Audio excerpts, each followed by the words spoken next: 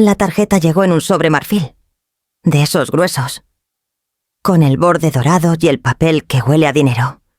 No llevaba remitente, pero no me hizo falta leer 2 veces para reconocer el nombre impreso, en letras cursivas: Leandro Villalobos and Constanza Ferrer. Respiré hondo. Hacía más de 1 año que no veía a mi hijo. Desde que se casó con Constanza por el civil, una boda exprés y silenciosa, apenas me llama. Un mensaje en Navidad, otro por mi cumpleaños, conversaciones de menos de 3 minutos, como si yo fuera una tía lejana o, peor aún, una ex empleada doméstica a la que se saluda por compromiso. Volví a mirar la invitación. La ceremonia sería en San Miguel de Allende, en unas haciendas de esas que salen en revistas de bodas lujosas. Cena de bienvenida, brunch de despedida, código de vestimenta formal. Todo perfectamente organizado, todo perfectamente frío. Me senté con la tarjeta en la mano y la dejé sobre la mesa, al lado de mi taza de té, ya casi vacía, afuera. Los pájaros volaban bajo el cielo gris de Querétaro, y yo me pregunté si acaso el clima sabía lo que uno siente por dentro. Me llamo Isidora Villalobos. Tengo 72 años y un cuerpo que ya no se mueve como antes, pero con una mente que no olvida nada, especialmente las cosas que duelen. Fui ama de llaves por más de 3 décadas, en Madrid primero y luego aquí. En México, administré casas más grandes que iglesias y crié niños que hoy manejan empresas, pero sobre todo, crié a Leandro. Como madre soltera y sin lujos, le di todo lo que tenía, incluso cuando eso significó dejar los míos propios en pausa. Recuerdo cuando tenía 8 años y lloraba por miedo a la oscuridad. Yo me metía en su cama, le contaba historias de animales valientes y le acariciaba el cabello hasta que se dormía. Él me decía: «Tú eres mi casa, mamá». Y ahora soy la señora que lo crió. Caminé hasta la ventana con la tarjeta en la mano. La finca donde vivo es modesta pero mía. La compré con años de trabajo y silencios tragados. Aquí planto mis propias lechugas. Lavo la ropa a mano. Y tengo una rutina que no necesita validación de nadie. Pero, por alguna razón que me incomoda admitir, la invitación me sacudió. ¿Voy o no voy? ¿Vale la pena enfrentar miradas que me verán como la criada que se coló? ¿Soportar el desprecio velado de esa mujer con la que se casó? Me senté en el sillón, y una pequeña foto enmarcada me llamó la atención. Leandro, con 6 años, vestido de charrito en un festival escolar. Yo, agachada a su lado, ayudándole a asatarse el zapato. Su sonrisa entonces no era la misma que la de ahora. Suspiré. Parte de mí quería mandar la invitación al bote de basura, pero otra, más testaruda, más mía, pensó: no me van a borrar tan fácil. Y entonces ocurrió algo raro. Al revisar el sobre buscando un número para confirmar asistencia, encontré un pequeño papel sin membrete, doblado en 4. Solo tenía una frase escrita y pios a mano: «Cuide su bolso en esa boda. Habrá más que flores y brindis». Mi piel se erizó. No había firma. Miré de nuevo la invitación. Las letras doradas brillaban bajo la luz de la tarde. Ya no sabía si esto era un gesto de reconciliación, una formalidad vacía o una trampa. Pero algo dentro de mí, llámalo intuición, instinto o memoria de vieja loba, me susurró: esta boda no es un evento, es una prueba, y yo nunca he sabido rendirme. El vestido más caro que tengo está guardado en una bolsa de plástico colgada detrás de la puerta del armario. No lo uso desde el bautizo de la hija de una familia para la que trabajé hace años. Entonces me lo puse con orgullo. invitada por cariño genuino.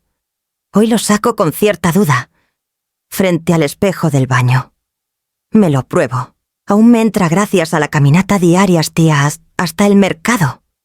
Aunque el cierre sube con algo de resistencia, el color vino tinto no ha perdido su fuerza.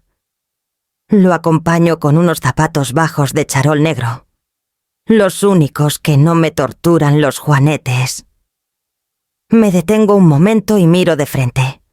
Las arrugas no me molestan, ni las ojeras, ni el cuello suelto.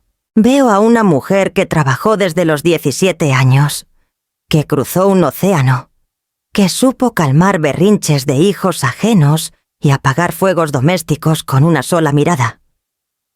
Yo he organizado cenas para ministros, he servido vinos que ni sé pronunciar, y he calmado a diplomáticos a punto de tirarse los cubiertos a la cabeza. Aprendí a leer la tensión en un silencio, a detectar mentiras disfrazadas de cortesía. A eso lo llaman intuición femenina. Pero yo sé que es entrenamiento. Toco mi cabello. Lo tengo blanco desde los 50 y tantos. Nunca quise teñirlo. A veces lo recojo. Otras lo dejo suelto. Hoy lo aliso un poco con la plancha así antigua y me pongo unos aretes discretos, de plata. Lista para darles una lección a esos ricachones, me dice Toña, mi vecina, asomando la cabeza por la puerta. Ella es más joven, tendrá unos 60, pero se ríe como niña. Vive al lado, y es mi compañera de dominó los domingos. También es la única que me dice las cosas sin filtro. Voy a la boda de mi hijo. Toña, no a una guerra, le respondo con media sonrisa. Y no es lo mismo, me guiña un ojo. Después entra con una caja en la mano. Toma, esto es para ti. Dentro, un pañuelo de seda celeste. Te va con el vestido y cubre las venas del cuello. Aunque, si me preguntas, tus venas se ven más elegantes que los modales de esa nuera tuya. Le agradezco con un abrazo. Toña no necesita saber más. Me ayuda a cerrar el vestido, a alisar la falda, a comprobar que los zapatos no hacen ruido al caminar. Me mira de arriba abajo como si yo fuera una actriz a punto de subir al escenario. No te dejes pisotear. No pienso. Y si alguno se pone sabroso, tú me mandas un mensaje y me aparezco con el rodillo de amasar. Nos reímos, pero al fondo la inquietud sigue palpitando. Esa noche, al volver a quedarme sola, reviso mi correo electrónico desde la laptop vieja que aún conservo. Uso poco el correo, casi siempre para pagar servicios o recibir notificaciones del banco.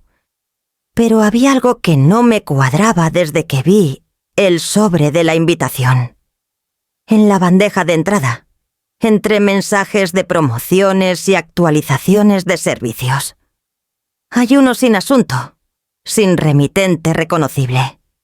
Solo dice, cuide su bolso en esa boda. Habrá mucho más que anillos dando vueltas. Me quedo quieta. ¿Una amenaza? ¿Una advertencia? ¿Una broma? El mensaje no tiene firma. No puedo rastrear quién lo envió. Intento responder, pero el correo rebota. ¿Quién se tomaría el tiempo de escribirme eso? ¿Alguien me conoce más de lo que imagino? ¿Y por qué mencionan los anillos? Algo en mí, algo que estaba dormido, se despierta. Esa vieja sensación de que hay piezas sueltas, cosas que no encajan, como cuando una criada nueva mentía sobre sus referencias.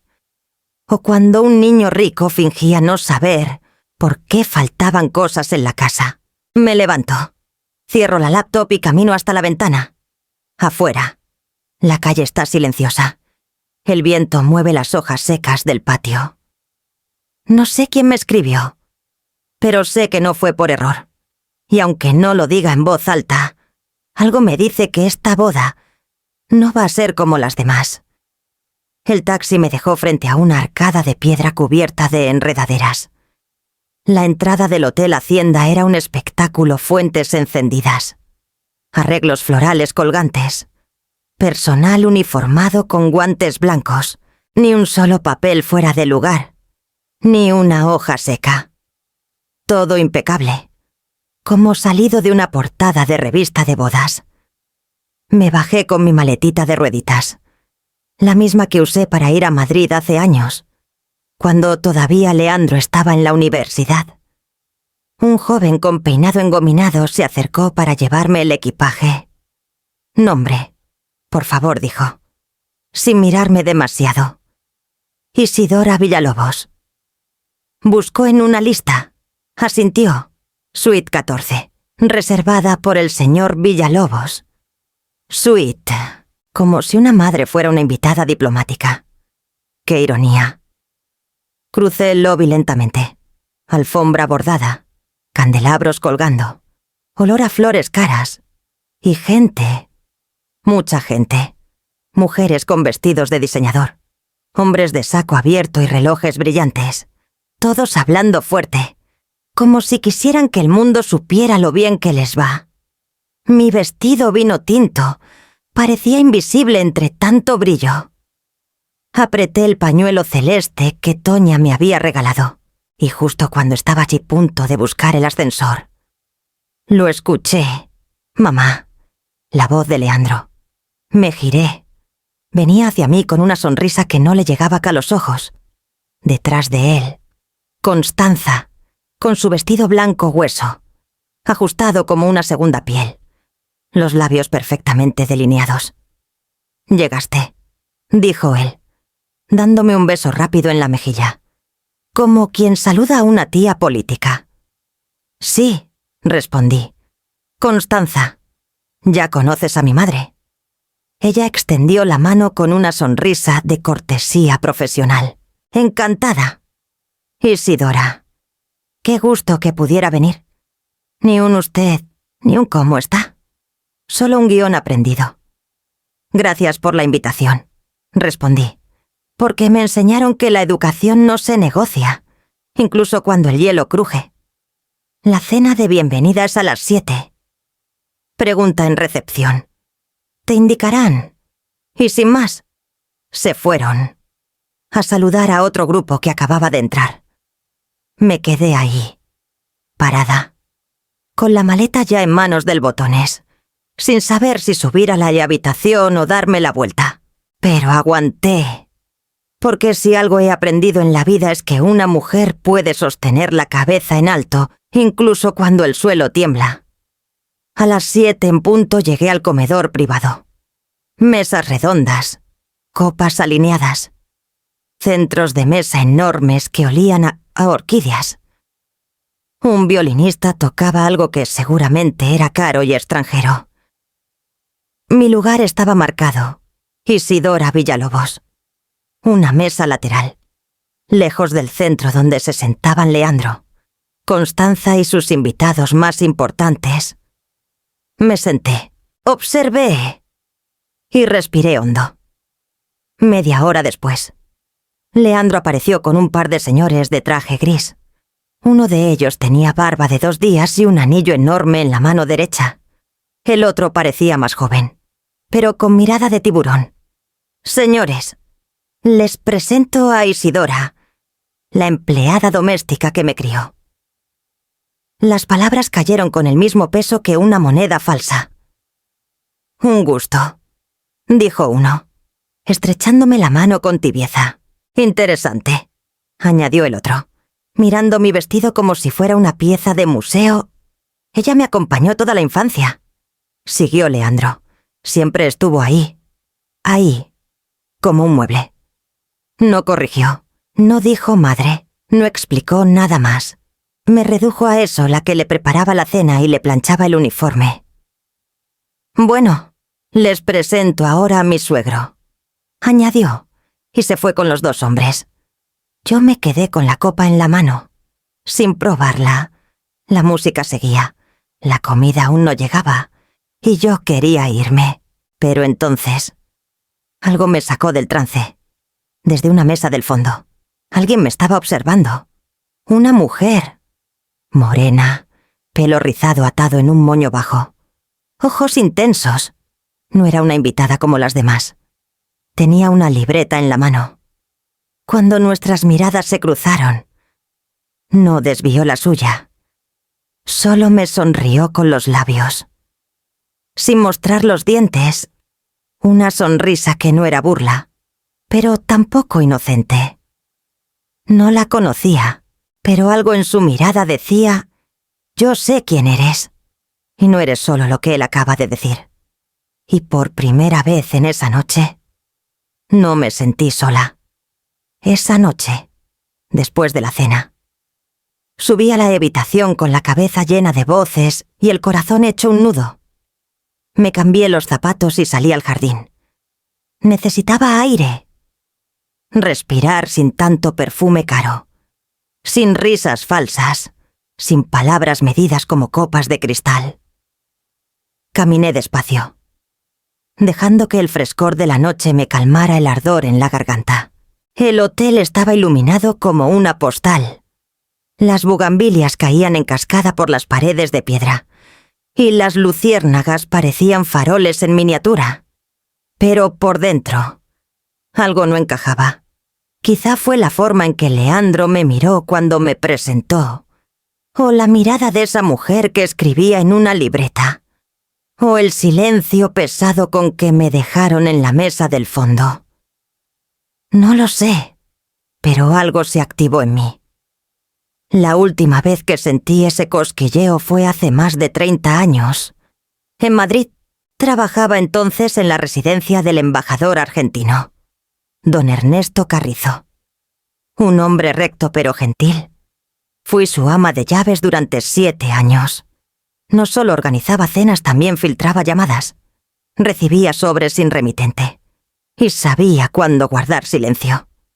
Una noche, durante una recepción oficial, noté que uno de los camareros evitaba siempre pasar cerca del embajador. Su charola estaba vacía más de lo normal y su camisa tenía doble puño. Como para esconder algo, le avisé a don Ernesto en voz baja. Él activó el protocolo. El hombre cargaba un dispositivo de escucha escondido en la manga. Esa noche no hubo escándalo. Pero al día siguiente la embajada de otro país retiró su personal por razones personales. Yo nunca recibí una felicitación pública. Pero don Ernesto, al despedirse cuando fue trasladado, me dijo: señora Villalobos, usted es más que una trabajadora. Es una inteligencia silenciosa, y de esas quedan pocas. Esa frase se me quedó grabada, no por vanidad, sino porque me recordó que saber mirar es un arte. Y justo entonces, en el jardín del hotel, la memoria se hizo carne. Vi a un hombre a unos 20 metros, cerca del área de banquetes. Llevaba camisa blanca, chaleco y pantalón negro. A simple vista, uno más del personal. Pero sus movimientos eran distintos. No caminaba como quien sirve copas. Caminaba como quien vigila. Se detenía en lugares estratégicos. Miraba a los costados. Tomaba nota mental. Y lo más evidente, sus zapatos. No eran de charol, ni de cuero blando. Eran tácticos, negros, de suela gruesa, con punta reforzada, de esos que usan los escoltas, o los que van a entrar en sitios donde pueden correr. Me detuve en seco, detrás de una columna. Fingí que ajustaba el pañuelo en mi cuello. Lo observé mejor. No llevaba charola, no interactuaba con otros meseros, no saludaba, solo escaneaba. Volvió hacia el salón y desapareció por una puerta lateral. Seguí caminando. Como si nada, mi mente iba a 1000. Podía ser un guardia de seguridad del hotel, o alguien contratado por la familia Ferrer. Los suegros. Pero si era así, ¿por qué no estaba uniformado como los demás? ¿Por qué fingía servir? Pero no servía, y entonces lo sentí. Con certeza había alguien infiltrado. Y no era yo. Entré a la habitación con una inquietud distinta.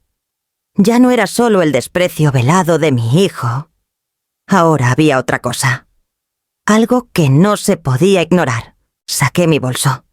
Revisé que el celular tuviera batería. Anoté mentalmente los puntos ciegos del jardín. Viejos reflejos. Hábitos que creía olvidados. Porque cuando una ha trabajado en casas con secretos, aprende a reconocer el momento exacto en que el aire cambia de olor. Y este lugar, por muy perfumado que estuviera, empezaba a apestar a peligro a la mañana siguiente.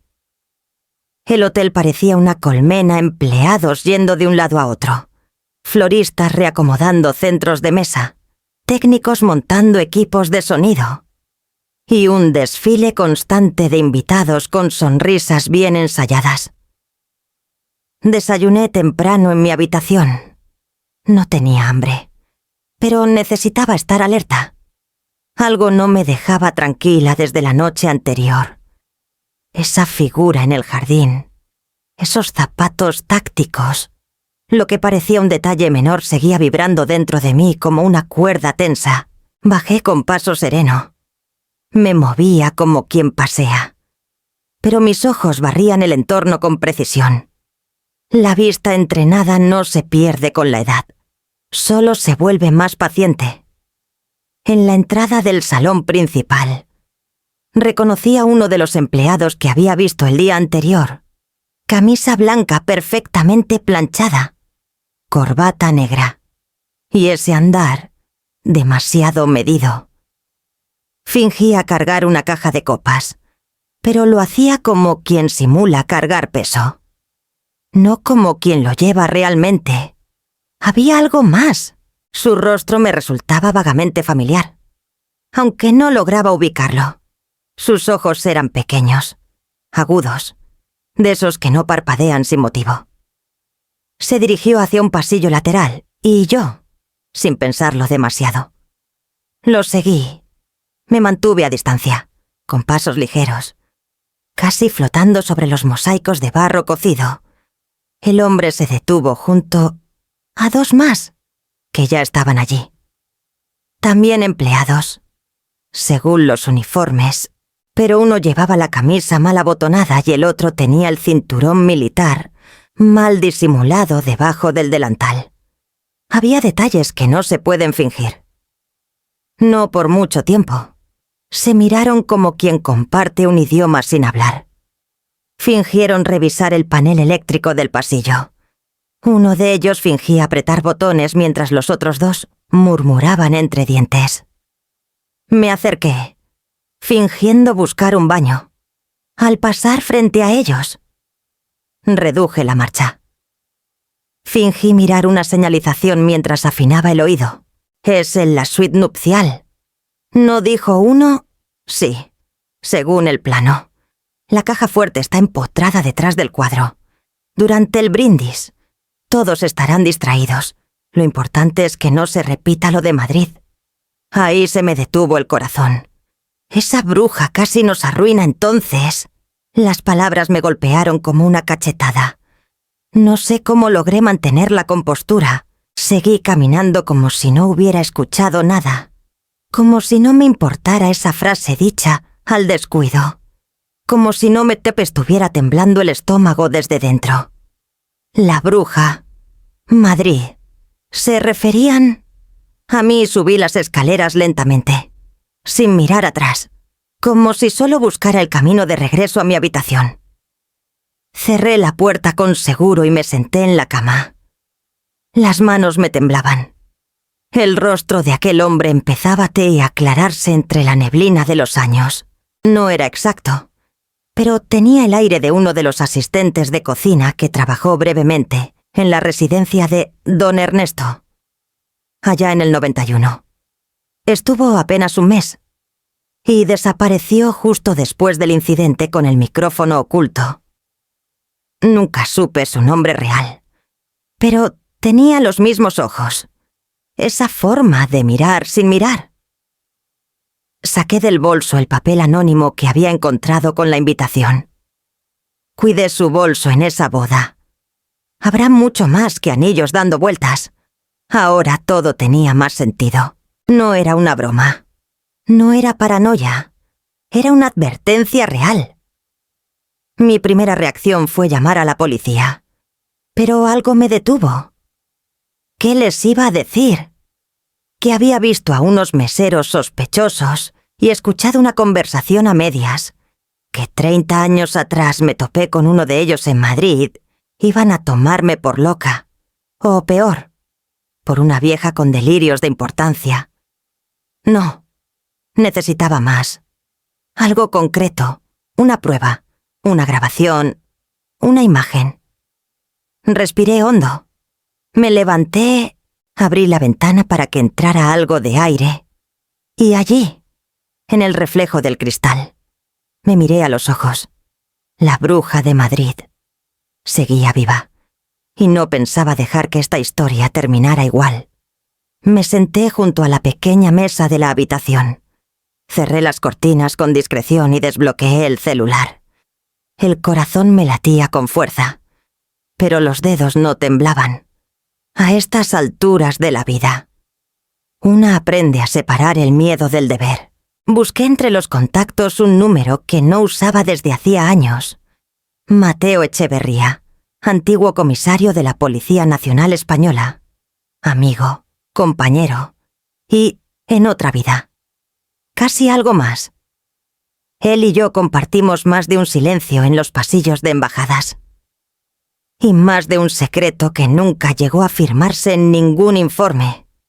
Toqué la pantalla. 1, 2, 3 señales. Isidora contestó al fin, con esa voz grave que yo recordaba como si fuera ayer.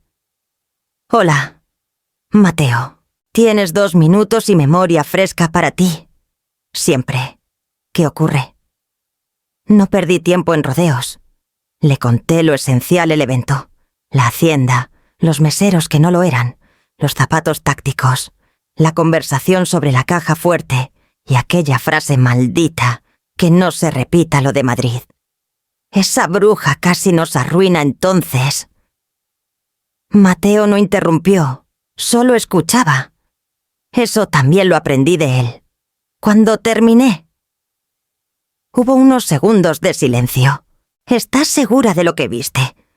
¿Tan segura como la vez en que detuviste al cónsul que traficaba obras de arte? ¿Te acuerdas? Perfectamente. Y también recuerdo quién te dio el dato. Está bien. Voy a hacer unas llamadas. Dame unos minutos. Colgué y caminé por la habitación como un gato encerrado.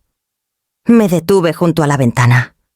Abrí apenas un resquicio de la cortina y observé los jardines. Todo parecía en orden, una pareja tomándose selfies, un grupo de señoras admirando las flores, nadie gritando, nadie corriendo. Pero yo sabía que el peligro nunca se anuncia con fuegos artificiales. El celular vibró. Ya está. Hablé con una colega en Querétaro. Van a enviar una patrulla. Pero con tanto evento en la zona, no llegarán antes de 20 minutos. 20 minutos. Lo sé, es demasiado si esto estás a punto de estallar. ¿Tienes alguna forma de contactar a la seguridad del lugar? No sé ni quién está a cargo. Todo está tan tercerizado que es difícil saber quién responde a quién. Mateo suspiró al otro lado de la línea. Escúchame bien. Isidora, si esos tipos son los mismos que intentaron lo de Madrid, van armados, y no se detendrán por una boda elegante ni por la presencia de la prensa. Si no tienen nada que perder, pueden volverse muy peligrosos. Sentí el estómago dar un giro. La frase cayó como plomo, van armados. Me senté al borde de la cama. Miré mis manos. Las vi más arrugadas que nunca, las manos de una mujer que ya no corre, que ya no empuja puertas con fuerza, que ya no puede lanzar una bandeja para distraer a nadie. Entonces, ¿qué hago, Mateo? ¿Me meto o me callo? Tú eres la que los vio, la que los conoce. Eres la única que puede anticiparse. No soy policía, ya no. Nunca lo fui formalmente. No. Pero sí eres quien evitó un escándalo diplomático en el 91. La mujer que protegió al embajador sin que nadie lo supiera. Y esa mujer no ha desaparecido. Guardé silencio. Él tenía razón, pero saberlo no hacía que el miedo desapareciera. Te mando una ubicación exacta donde puedes encontrar al supervisor de seguridad de la Hacienda. Dile que hablas en mi nombre. Se llama Luis Amado. Ex Gendarmería. Puedo confiar en él si yo confié. Tú también puedes. Colgué. Sentí el aire espeso dentro de la habitación. Me levanté. Tomé el pañuelo azul y lo até bien al cuello. Me puse los zapatos. Recogí el celular y me miré un segundo al espejo. Ahí estaba la mujer que muchos confundían con una abuelita dulce y silenciosa. Pero también estaba la otra, la que sabía ver lo que nadie más veía. Salí sin hacer ruido, cerrando la puerta tras de mí con un clic suave.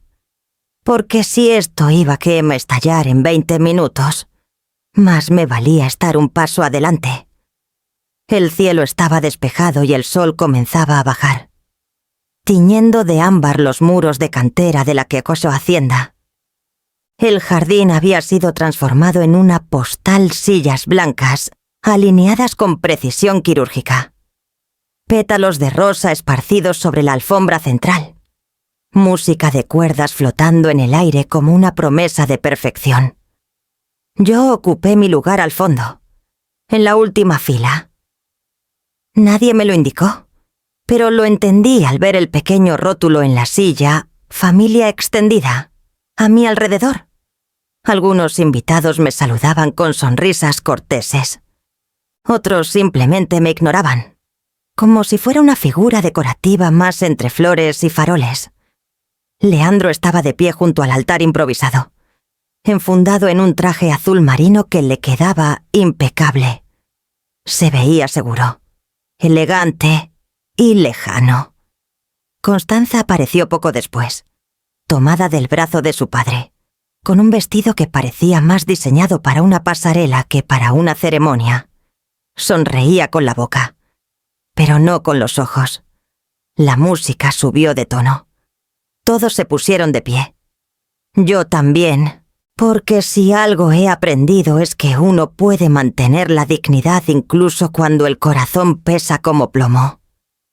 Mientras la ceremonia avanzaba, mis ojos recorrían el lugar. Identifiqué a los falsos empleados en cuestión de segundos, uno cerca del sonido, otro merodeando el área del brindis, y un tercero junto al grupo de fotógrafos. No se movían con naturalidad, no hablaban con nadie, observaban, calculaban. Tomé nota mental. 47 invitados visibles, 3 sospechosos, un supervisor de seguridad que aún no había localizado, y un brindis programado justo después de la ceremonia. Todo encajaba. Demasiado bien. Qué bonita es la novia. ¿Verdad?, me dijo una señora así, a mi lado, una tía de Constanza, según había oído antes. Sí, respondí, sin dejar de vigilar los movimientos. ¿Y usted es la madre del novio antes de que pudiera responder? Leandro, que se acercaba acompañado por 2 empresarios con copas en la mano. Lo dijo por mí. No, es alguien que trabajó para mí muchos años. Sentí cómo me ardían las mejillas. Ni madre, ni familia. Alguien que trabajó para mí. Como si fuera la niñera jubilada de un recuerdo borroso. Los 2 empresarios asintieron, como si eso explicara mi presencia. Uno incluso comentó, «Qué bonito gesto invitarla. Se nota que eres agradecido». Leandro se limitó a sonreír y siguió caminando hacia el centro, donde los camareros comenzaban a servir las copas del brindis. Yo permanecí sentada, la vista fija en su espalda, el corazón latiendo lento, pero firme. No dije nada. No necesitaba. Las palabras a veces sobran cuando la traición habla por sí sola. La música cambió. Las copas tintineaban. La maestra de ceremonias levantó la voz. Invitamos a los novios al centro para el primer brindis de esta nueva etapa. Y en ese instante se fue la luz. Todo. La música. Las luces de jardín. El micrófono. Un silencio espeso se derramó sobre los invitados como un cubetazo de agua fría. Por un segundo. Nadie reaccionó. Después, las voces comenzaron a alzarse, nerviosas, desconcertadas. Un niño preguntó si era parte del show. Una señora encendió la linterna de su celular. El ambiente se volvió tenso. Yo me quedé inmóvil. No por miedo, sino por certeza. Porque esto no era una casualidad. No era un error técnico.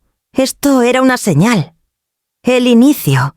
¿De qué exactamente? Aún no lo sabía.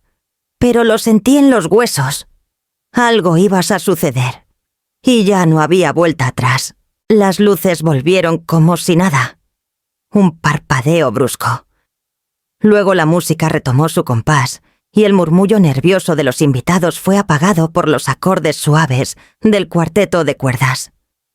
Alguien soltó una risa tímida, como si todo hubiese sido parte de una sorpresa mal ensayada. Pero no era parte de ningún show. Yo me quedé quieta, atenta.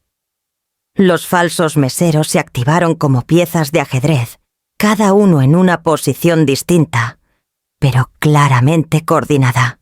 Uno se colocó cerca del acceso lateral, otro cerca de la mesa de regalos, y el tercero, el que había escuchado hablar sobre la caja fuerte, se situó justo junto al carrito de las copas de champán. Los ojos me ardían del esfuerzo por no parpadear. Entonces, sucedió.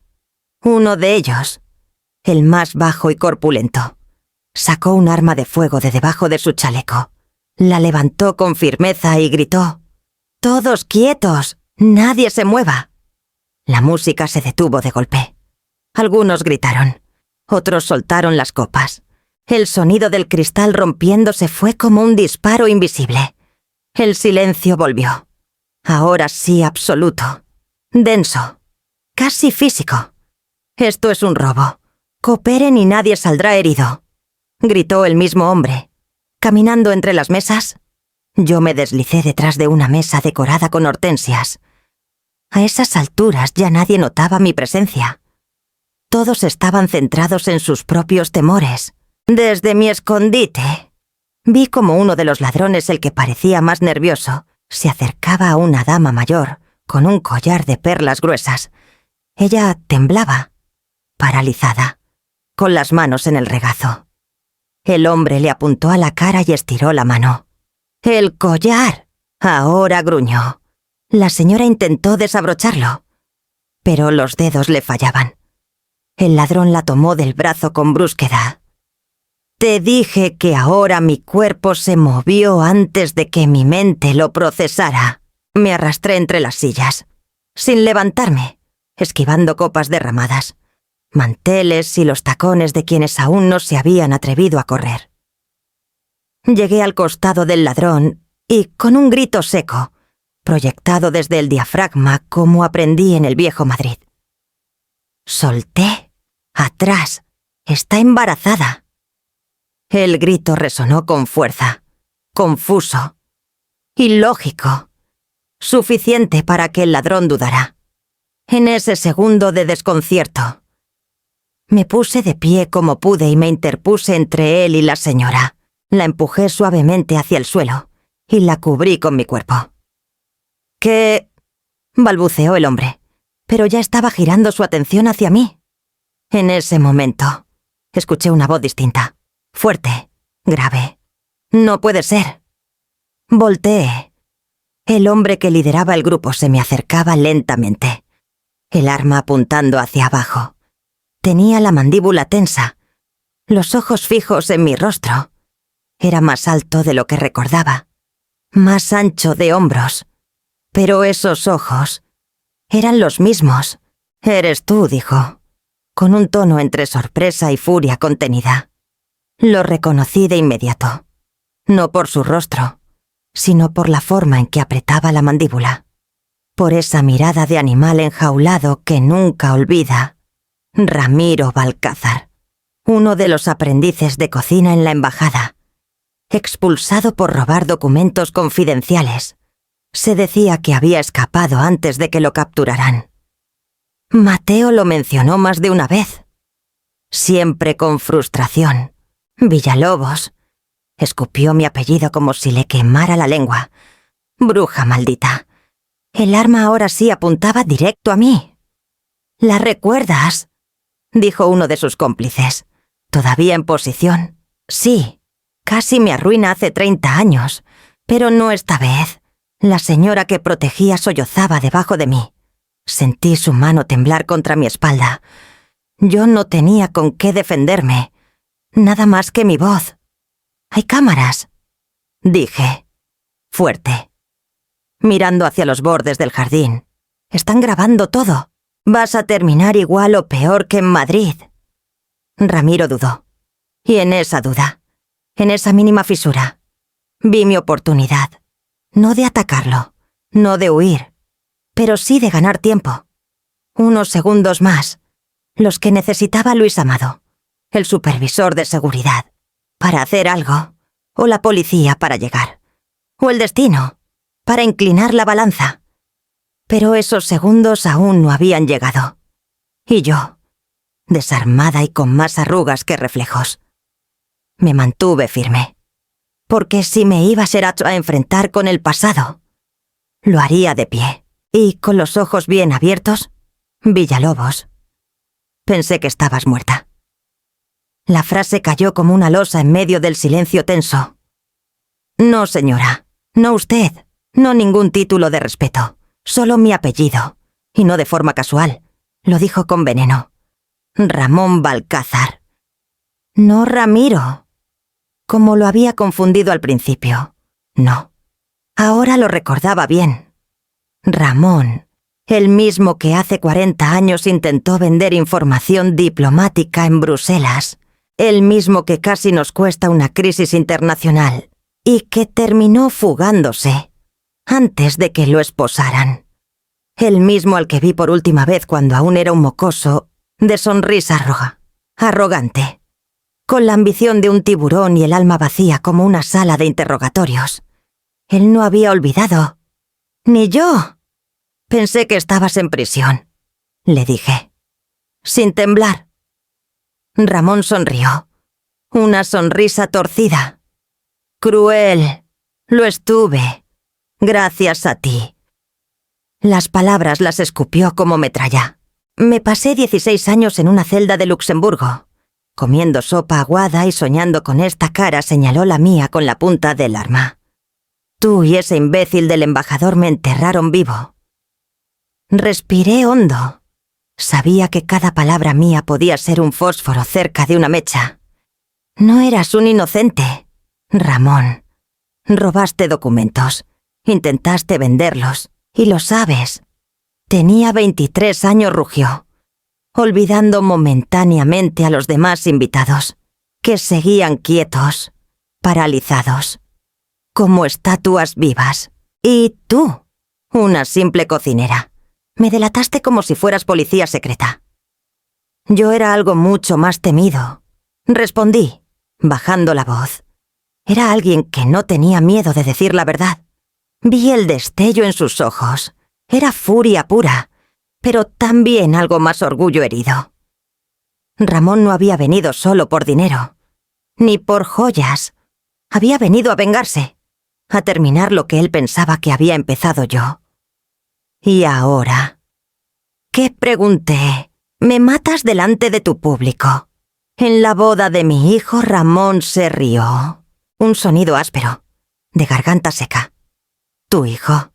Ese idiota ni siquiera sabe quién eres. Te presentó como la criada que lo crió». «¿No fue eso?», asentí, sin parpadear. «Entonces no te echarán de menos». El cañón del arma subió unos centímetros, directo al centro de mi pecho. No grité. No supliqué. Solo lo miré a los ojos. Y en ese instante recordé la noche en que lo desenmascaré en Bruselas. Su mirada de odio. Idéntica a esta, el mismo impulso de humillar para ocultar el fracaso. Dispara, le dije. Pero asegúrate de hacerlo bien, porque si me dejas viva, lo perderás todo otra vez. Ramón titubeó. Por primera vez desde que lo vi, bajó un poco el arma. ¿Qué estás diciendo? Que esto está siendo grabado. Murmuré que si me disparas ahora, el operativo caerá sobre ti antes de que salgas por esa puerta. Que hay testigos y que tengo algo que tú no, credibilidad. Ramón parpadeó. Miró a su alrededor, como si recién recordara que no estábamos solos, que había cámaras, que había móviles con flash encendidos, aunque temblorosos, que cada palabra que decíamos podía estar siendo captada por algún micrófono olvidado. Tú siempre tan lista. Villalobos. Dio un paso atrás, luego otro, pero no bajó el arma. Esta vez no es capaz, añadió en un acento que ya no era madrileño, sino una mezcla áspera de fronteras. Ya no soy el aprendiz, ya no soy el novato, pero yo sigo siendo quien soy, le dije. Y eso nunca supiste manejarlo. Un zumbido rompió la tensión. Un dron, no muy lejos. Alguien lo había lanzado desde la terraza del hotel. Ramón lo notó también. Miró hacia arriba y maldijo entre dientes. «Nos vamos», gritó a sus cómplices. Los tres se activaron al instante. Uno tomó una bolsa con relojes. Otro arrastró al camarógrafo del evento. Ramón caminó hacia atrás. Sin quitarme los ojos de encima, la próxima. Villalobos dijo, «No habrá bodas, solo entierros». Y con eso, desapareció por el acceso lateral, mientras las sirenas comenzaban a oírse a lo lejos. Yo solté el aire por fin. No sabía cuánto había estado conteniéndolo. El pasado no solo había vuelto, había pronunciado mi nombre completo. Y eso significaba solo una cosa: aún no había terminado. Aún con el corazón latiendo como un tambor de guerra y las sienes zumbando por la adrenalina. Alcé la voz con firmeza. «Ramón, escúchame. ¿Quieres abrir la caja fuerte?» «Cierto». Él se detuvo, su figura oscura enmarcada por las luces doradas del salón. El arma seguía en su mano, pero ahora colgaba apenas unos centímetros más abajo. No lo suficiente para bajar la guardia, pero sí para negociar. «¿Qué estás tramando?» «Villalobos». «Una oferta», dije. «Déjalos ir. A los rehenes. No tienes que cargar con un secuestro, ni con un homicidio. Si lo haces, yo misma te llevo a la suite. Conozco el modelo de caja fuerte. Sé cómo engañar su lector biométrico. Lo hicimos en Dakar. ¿Recuerdas?» Lo último lo dije solo por probarlo. Él frunció el ceño un instante y luego asintió con una mueca. «Dakar.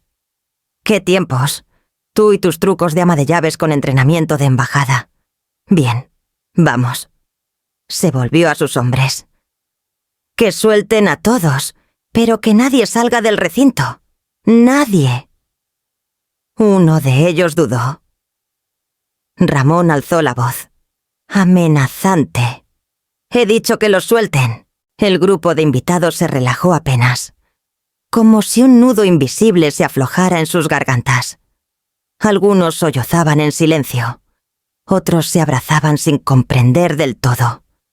Pero yo no tenía tiempo para verlos. Ramón me empujó suavemente por el hombro, guiándome hacia el pasillo que llevaba a las habitaciones. «Muévete».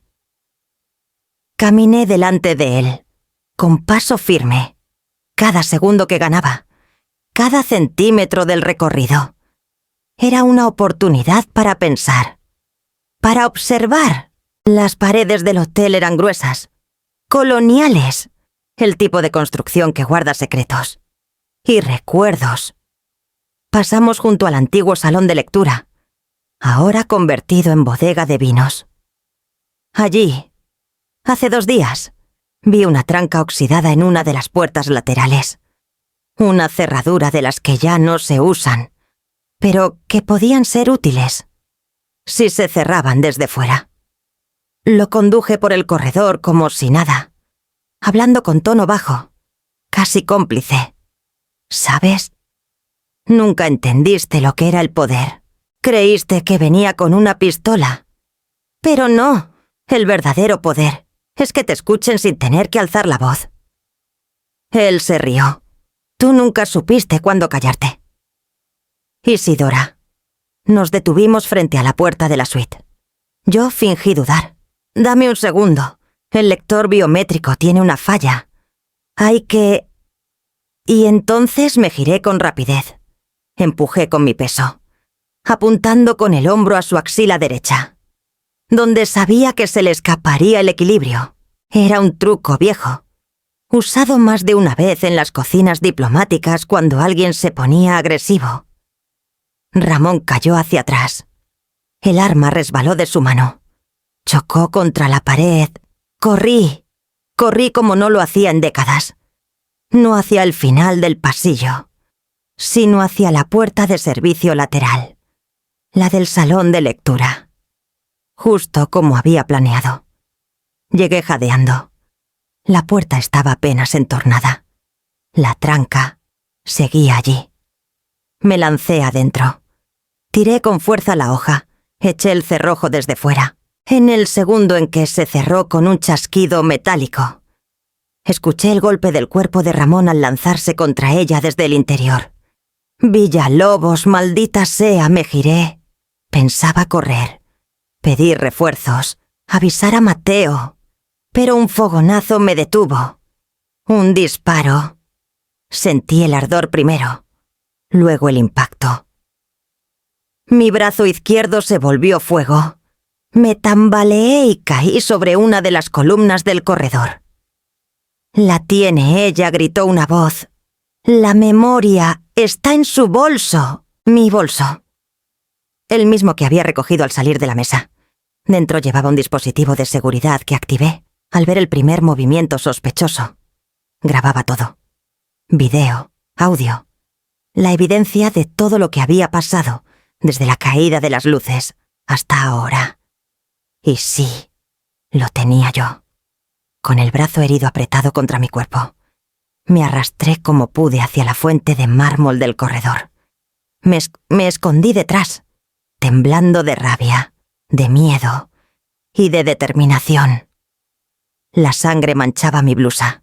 El dolor era agudo, pero no me nublaba. Saqué el dispositivo, aún intacto. Lo sostuve con fuerza.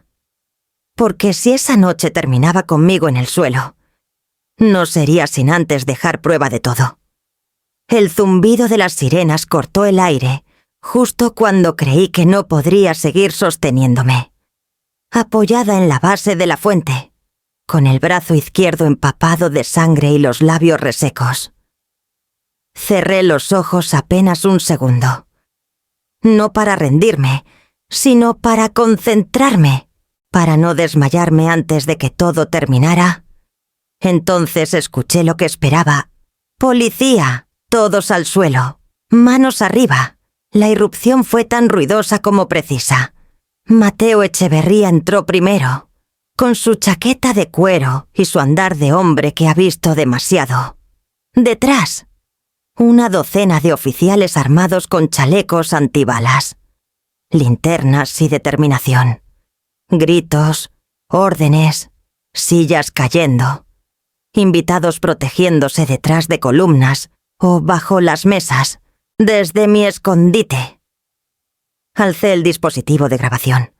Apenas podía mover el brazo herido, pero lo suficiente para sostenerlo en alto, mientras gritaba con voz ronca. «Tengo la prueba. Está todo grabado». Mateo me vio. Sus ojos se ensancharon al verme en el suelo, pero no titubeó. Corrió hacia mí. Se arrodilló con una agilidad que no esperaba a su edad y tomó el dispositivo. ¿Estás herida? Asentí. Brazo izquierdo. No muy profundo, pero arde como el demonio. Mateo hizo una seña rápida a uno de los paramédicos que ya estaban entrando por el ala norte del salón. Tenemos una mujer herida. Prioridad mientras me atendían. El caos parecía empezar y la casa a ordenarse. Uno de los delincuentes fue reducido junto al escenario. Otro intentó esconderse en la cocina, pero lo sacaron esposado. Ramón seguía encerrado en el antiguo salón de lectura, golpeando la puerta y maldiciendo en varios idiomas. Un agente lo apuntaba por la rendija. Sin moverse ni un centímetro. Tienen todas las pruebas. Mateo susurré. En ese aparato hay audio, video, rostros, voces. Grabé desde que empezaron a moverse. Lo analizaremos todo, pero ya con tu testimonio y los testigos. Tienen los días contados. Entonces, entré el bullicio. Alguien más se acercó. Una mujer joven, cabello recogido en trenza, mirada firme. No vestía como invitada jeans oscuros, camisa blanca con micrófono escondido en la solapa. Me sonaba vagamente. La había visto antes, sentada cerca del jardín, sola, tomando notas. ¿Villalobos? ¿Verdad? ¿Nos conocemos?, pregunté, desconfiando de inmediato. No, pero llevo semanas investigando este grupo. Pensaba que intentarían algo durante algún evento de alto perfil. Esta boda me pareció sospechosa desde el primer momento. Sacó su móvil, pulsó la pantalla, y entonces lo entendí. Me había estado grabando también, desde antes del apagón. Tengo imágenes de usted ayudando a la señora del collar, del momento en que desarmó al líder, de cómo los distrajo. Todo. Su reacción fue brillante. ¿Quién eres, Paloma Tejada? Reportera de investigación. Trabajo para un medio independiente en Ciudad de México. Mis jefes no creyeron que valía la pena cubrir esta boda, pero mi intuición me dijo que sí. La miré, aún aturdida por el dolor y la sorpresa. Tú grabaste todo, sí. ¿Y si me das su autorización? Esto podría salir al aire esta misma noche, con su historia, su versión. Mateo intervino con el ceño fruncido. Eso es material sensible. Paloma. Lo sé, pero la señora Villalobos actuó con una valentía que merece ser contada. No solo ayudó a desarticular a una banda internacional, también demostró que no importa la edad, ni el lugar en la mesa, para cambiar el curso de una historia. La frase me atravesó, no por lo melodramática, sino por lo cierta. Tienes mi autorización, le dije. Pero cuida bien lo que cuentes. No soy una heroína. Solo hice lo que era necesario. Paloma asintió con respeto. Mientras me subían a la camilla para llevarme a la ambulancia, oí a varios invitados susurrando mi nombre. Uno incluso se persignó al verme pasar. No entendían quién era, ni por qué. Solo sabían que la empleada doméstica había salvado la boda, y que alguien, desde la sombra, había estado mirando todo, con una cámara encendida. La mañana siguiente amaneció con cielo despejado y un aire casi irónico de tranquilidad. El jardín del hotel había sido decorado para el brunch de despedida, mesas con manteles beige, jarrones con girasoles, música suave de saxofón en vivo. Como si la noche anterior no hubieran retumbado disparos, gritos, ni esposas cerrándose sobre muñecas sudorosas. Yo llegué caminando lento, con una venda blanca rodeando mi brazo izquierdo y unas gafas oscuras que me protegían más de las miradas que del sol. Señora Isidora, me saludó una joven mesera. Tenemos reservada su mesa, justo allá. La mesa estaba apartada, cerca de una bugambilia en flor, pero con vista directa a la terraza principal. Me senté con calma. No quería esconderme, pero tampoco buscaba aplausos. Ya habría suficiente escándalo en unas horas. Apenas había tocado el borde de mi taza de café cuando el televisor, colocado en una esquina del bar exterior, subió su volumen. Nadie le prestaba atención al principio, pero entonces la conductora del noticiero matutino levantó la voz, visiblemente emocionada. Última hora. Detalles sobre el intento de asalto en una boda de alto perfil en San Miguel de Allende. La heroína de esta historia, una mujer de 72 años que evitó una tragedia gracias a su valentía y experiencia. La imagen cambió. En pantalla apareció una foto mía, no la del evento, sino una tomada de mis años trabajando con el embajador don Ernesto, con un vestido formal, sosteniendo una copa en una recepción diplomática. Y entonces, el silencio cayó como una nube sobre el brunch. La cámara del noticiero mostró clips tomados por la periodista Paloma Yo, arrastrándome por el suelo con el brazo extendido, gritando una distracción en el momento justo. Otra escena mostraba cómo enfrentaba al cabecilla, Ramón Balcázar, antes de guiarlo por el pasillo. Los comensales dejaron de masticar. Las tazas quedaron suspendidas a medio camino de los labios. Y luego, el momento exacto, la voz de la reportera, narrando Isidora Villalobos, ex colaboradora de inteligencia diplomática.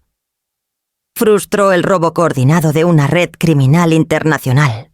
Con su intervención precisa, evitó un posible secuestro y logró entregar a la policía evidencia clave: la copa de Constanza, que sostenía entre dos dedos mientras reía con unas amigas. Cayó y se hizo añicos sobre el mármol.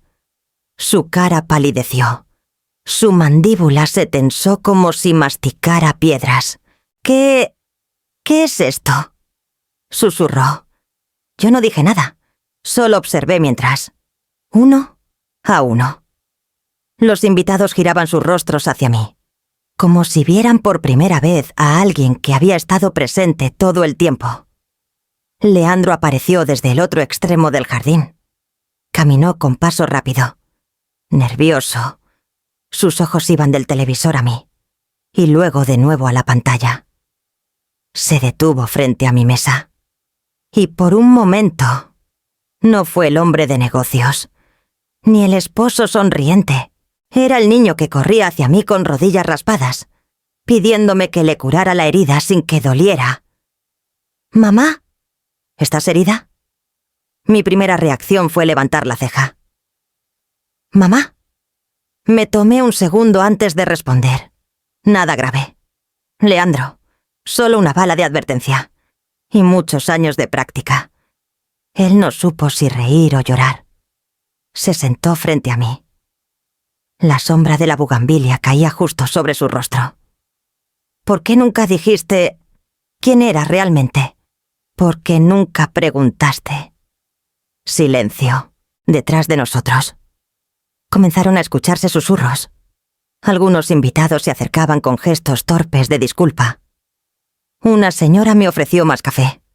Otro, un abogado corpulento, me estrechó la mano con respeto. Y en medio de todo eso, Constanza se acercó también. Apretaba los labios, como si cada palabra le doliera en la garganta. «Si sabías que algo iba a pasar, ¿por qué viniste? Porque tenía que estar aquí, para ver por mí misma en quién se ha convertido mi hijo, y para saber si aún tenía algo que proteger». Constanza no respondió, solo bajó la mirada. Entonces, del televisor volvió a salir la voz de la conductora. Una historia que nos recuerda que las apariencias engañan y que la verdadera fortaleza no siempre lleva uniforme. Me permití sonreír. No por vanidad, sino porque, por fin, El mundo estaba viendo a la mujer completa frente al espejo. No a la empleada, no a la sombra del pasado, a Isidora Villalobos. La mujer que nadie vio venir. Después del brunch, los invitados comenzaron a retirarse lentamente. Algunos pasaban junto a mí con una sonrisa torpe, otros con palabras de admiración. Pero yo no prestaba demasiada atención. Estaba esperando solo una conversación, la más difícil. Leandro y yo nos quedamos en la terraza del hotel, bajo la sombra de los arcos coloniales. Constanza había regresado a su suite, con una excusa rápida, quizá por orgullo, quizá porque sabía que esta charla no le pertenecía. Él se acomodó frente a mí. Sus manos, que normalmente mantenía firmes y seguras al hablar, ahora jugaban nerviosas con la servilleta de tela. No sabía. Todo eso dijo, sin mirarme directamente. Nunca imaginé que tú no sabías porque nunca preguntaste. Leandro interrumpí, con voz serena, sin rencor, pero sin suavizar. Siempre fuiste muy bueno para exigir, pero nunca para escuchar. Él bajó la cabeza. Yo creía que tú solo cocinabas, que te quedaste porque no tenías a dónde ir. Sonreí, amarga. No soy tu sirvienta. Nunca lo fui. Cociné porque me gustaba verte sonreír cuando eras niño. Limpié porque quería que crecieras en un lugar digno, aunque tu padre estuviera ausente la mitad del tiempo. Y me quedé, porque tú eras mi motivo. No porque no tuviera opciones. Mis palabras lo golpeaban más que cualquier balazo. Pero no era para herirlo. Era para abrirle los ojos. No sabía que habías trabajado con diplomáticos, con seguridad, que habías enfrentado cosas como las de anoche. ¿Y para qué habría servido decirlo? A ti te bastaba con pensar que eras el centro del mundo. Y yo, una figura de fondo, invisible. Leandro se pasó la mano por el rostro. Agotado, por primera vez. Vi en él no al hombre arrogante que había brillado entre inversionistas y recepciones, sino al niño confundido que temía no entender lo que acababa de perder. No tengo excusa, dijo al fin. Me dejé llevar por la comodidad, por la versión que me daba Constanza y por mi propio ego. Tú siempre estabas ahí. Nunca me detuve a pensar por qué. Silencio. El viento movió las hojas del naranjo cercano. Y por un segundo, solo se escucharon los gorriones que anidaban bajo el tejado. Yo también fui dura, admití. Cerré muchas cosas. Pero ayer, cuando te vi en peligro, todo lo demás se borró. Porque, aunque tú ya no me llames mamá, yo seguí siendo tu madre. En todo lo importante. Leandro alzó la vista. Sus ojos estaban húmedos. Pero no lloró. Solo respiró hondo, como quien intenta tragarse los años mal gestionados. ¿Podríamos vernos mañana? ¿A solas? Quiero hablar sin máscaras, sin Constanza, sin protocolo. Me sorprendió su petición, no por el gesto en sí, sino porque, por primera vez, parecía genuinamente dispuesto a escuchar. ¿Y qué vas a decirle a ella? ¿Que necesito entender mi propia historia antes de seguir interpretando la suya? Asentí. No lo abracé. No era el momento. Tampoco lo rechacé. Me limité a extenderle la servilleta que había arrugado hasta casi romper. Él la tomó con torpeza, como si fuera un puente. Mañana. Entonces dije, mañana. Y en ese instante, sin que él lo notara, dejé que mi corazón se permitiera una grieta de esperanza. Porque quizá, solo quizá, no era demasiado tarde para que volviera a ver a Paris a la mujer que lo había amado, y reconocerla por fin. La mañana siguiente amaneció clara, con un cielo tan límpido que el lago parecía un espejo. Las montañas al fondo daban sombra al agua, que apenas se movía con el viento. Me senté en una banca de hierro forjado, como solía hacer los domingos cuando vivíamos en la casa antigua de la familia, en Segovia. Leandro llegó puntual. Vestía sencillo, sin saco, sin reloj, sin nada que gritara estatus, solo un hijo buscando hablar. ¿Puedo sentarme?, preguntó. Asentí sin palabras. Se sentó a mi lado. Por unos minutos. Ninguno dijo nada. Solo miramos el agua. Anoche no dormí, empezó finalmente. Pensaba en todo lo que dijiste y en lo que yo no hice. Lo observé de reojo. Sus manos estaban cruzadas entre las rodillas, los hombros caídos. ¿Sabes qué es lo peor?, continuó. Que cuando Constanza me dijo que sería más elegante presentarte como empleada doméstica. No lo discutí. No por maldad, por cobardía, porque me dejé convencer de que tu historia podía avergonzarme. Un nudo se formó en mi garganta, no por lo que decía, sino porque, al fin, si atrevías a decirlo, la vergüenza nunca fue mía. Leandro, fue tuya, por negarme, por querer encajar con gente que te aplaude, por tener una esposa bonita y una casa con alberca, pero que jamás te habría respetado si supieran que fuiste criado por una mujer sin títulos ni apellidos rimbombantes. Él asintió, con los ojos húmedos. Lo sé. Me pasé la vida intentando demostrar que no era como mi padre, y terminé pareciéndome a él en lo peor. Distante, frío, arrogante. Guardó silencio un momento, y luego, con un suspiro largo, continuó. Recuerdo que, de niño, cuando me enfermaba, tú dormías sentada al lado de mi cama, y yo siempre creí que eso era normal, que todas las madres lo hacían, que eso te tocaba. Nunca imaginé que lo hiciste porque quisiste, porque te importaba más que cualquier obligación. Ahora era yo quien miraba al lago para no quebrarme. Me fallaste, Leandro, no por lo que dijiste, sino por lo que decidiste callar. Nunca me defendiste cuando Constanza me trataba con condescendencia. Nunca dijiste, ella es mi madre del alma. Ni una sola vez. Él se giró hacia mí, con los ojos ya vidriosos. Tienes razón, y no vengo a justificarme. Vengo a pedirte perdón por haber minimizado tu lugar, por haberte borrado en nombre de una imagen. Su voz se quebró.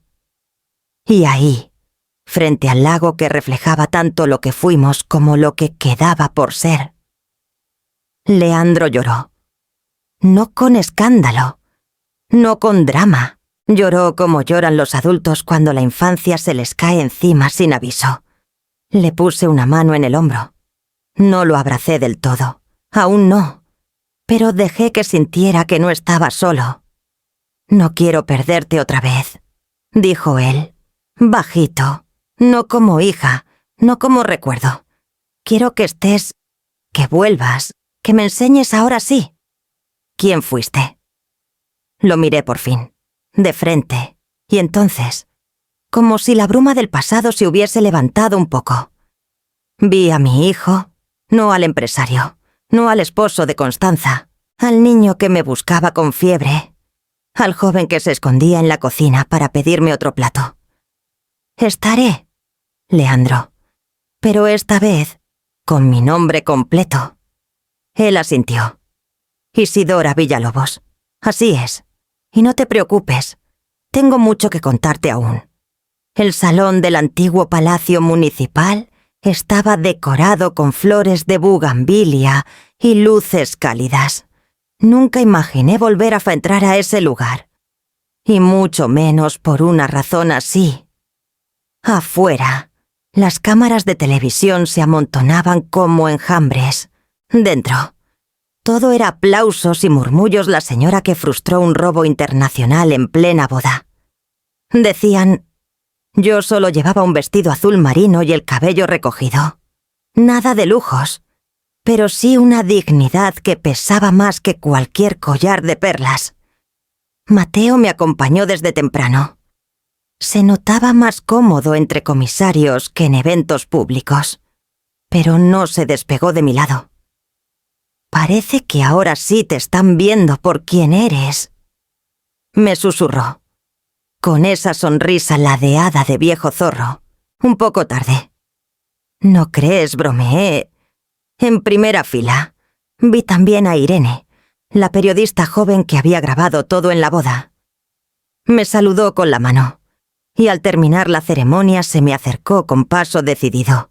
Señora Villalobos, dijo, como si mi nombre le supiera diferente después de todo. No quiero que esta historia se pierda. Quiero escribir su biografía, su vida, sus misiones, los años de silencio, todo. La miré con atención. Tenía esa mezcla de hambre y respeto que solo he visto en periodistas de verdad. Veremos. Irene, no todo está listo para salir a la luz, le respondí, pero quizás algún día... Me abrazó brevemente, agradecida, y se retiró con su libreta llena de ideas. Entonces el alcalde subió al podio. Habló de valentía ciudadana, de una vida de servicio silencioso y de la importancia de reconocer a quienes cuidan sin que nadie lo note. Cuando me colocaron la medalla, pensé en don Ernesto, en los cables diplomáticos que pasaban por mis manos, en las noches sin dormir en embajadas lejanas, y en cómo todo eso había quedado sepultado tras un título que nunca elegí, la empleada doméstica. Aplausos, fotos, entrevistas. Todo se volvió ruido de fondo cuando, al darme vuelta, lo vi, Leandro, de pie, con los ojos rojos y una carta en la mano. Se acercó sin decir palabra. Me abrazó, no como alguien que pide perdón, sino como quien reconoce que ha tardado demasiado. «¿Puedo hablar contigo un momento?», susurró. Asentí. Nos alejamos del bullicio, hacia un corredor de piedra donde el aire olía a jazmín y tiempo viejo. Escribí algo, me dijo, extendiéndome el sobre. No sabía cómo decirlo con la boca. Abrí la carta. Su letra era nerviosa, apretada, pero sincera, Isidora. Siempre creí que sabía quién eras, pero estaba equivocado. No fuiste mi niñera, ni mi cocinera. Fuiste mi brújula. Gracias por salvarme la vida 2 veces cuando era niño. Y ahora, cuando ya no me quedaban excusas, te pido que me permitas estar, aprender de ti. Y si algún día decides contar tu historia, quiero estar en primera fila. Esta vez, con los ojos abiertos, cerré la carta con las manos temblorosas. Lo miré. No necesitas estar en primera fila. Leandro. Solo cerca. Él asintió, tragando saliva. Nos abrazamos. Esta vez, sin culpa ni distancia. La carta de Leandro se quedó varios días sobre mi cómoda, junto a la foto vieja de cuando él tenía 7 años y todavía me llamaba mami con voz de sueño. No la leía todos los días, pero la tocaba, como si al tocarla confirmara que era real. En ella, mi hijo me hablaba por primera vez sin escudos. Reconocía lo que nunca se había atrevido a decir, que durante años creyó que el silencio era lo más cómodo, que callar lo que yo representaba le facilitaba encajar. Te vi tanto tiempo como parte del mobiliario de mi infancia, que olvidé que eras un ser humano con historia, con pasado, con cicatrices. Hoy lo sé, y no quiero que sigas siendo un capítulo escondido de mi vida. Quiero que seas mi madre. En voz alta. Esa última frase me quebró, no por el drama, sino por lo que implicaba. Por fin me veía, no como la señora que lo crió, ni como la sombra útil de su comodidad, sino como lo que fui y soy. Unos días después, recibí su llamada. Mamá dijo, con voz suave. tímida, como si todavía no creyera tener derecho a usar esa palabra. ¿Quieres venir a comer con nosotros el domingo? Solo la familia cercana. Nada de galas ni invitados importantes. Solo tú, yo, y si quieres, trae a Mateo. Asentí sin pensar. La casa a la que llegué no era la hacienda del escándalo, ni el hotel de fachada dorada. Era una casa sencilla, con jardín trasero, una mesa de madera al centro y olor a sopa recién hecha. Constanza me saludó con una sonrisa menos tensa. No fingía dulzura, pero al menos se había quitado la máscara, y eso ya era un comienzo. Durante la comida, Leandro no me dejó mover un solo plato. Me sirvió él mismo. Se sentó a mi lado y me pidió, como cuando era niño, que le contara una de esas anécdotas de embajadas, de las que yo antes escondía por miedo a parecer arrogante. Conté una historia. Todos rieron. Incluso Constanza. Mateo me miraba desde el otro extremo de la mesa, con ese brillo orgulloso de quien sabe que ha visto a alguien recuperar su lugar. Cuando terminó la comida, Leandro levantó la copa. Brindo, dijo, por las segundas oportunidades. Y por las mujeres que nunca se van, aunque nosotros no hayamos sabido cuidarlas. Volví a casa en taxi, con la medalla en la bolsa y el corazón menos pesado. El sol ya se estaba escondiendo cuando pasé frente a la ventana de mi sala. Me detuve al verme reflejada, cabello recogido, mirada firme, y entendí algo que me había costado toda una vida aceptar. Ya no era la empleada doméstica, ya no era la señora en la sombra, ni siquiera la madre silenciosa. Era Isidora Villalobos, madre, protectora y, sobre todo, una mujer que nunca dejó de ser valiosa, aunque no lo supieran.